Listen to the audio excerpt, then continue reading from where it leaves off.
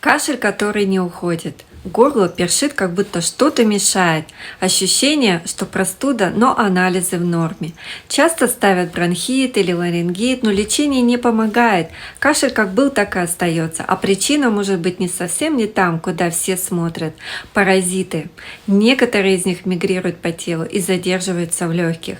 Там они нарушают дыхание, провоцируют воспаление, и кашель становится хроническим. Это не сказки. Это зафиксировано и в практике, и в научных исследованиях.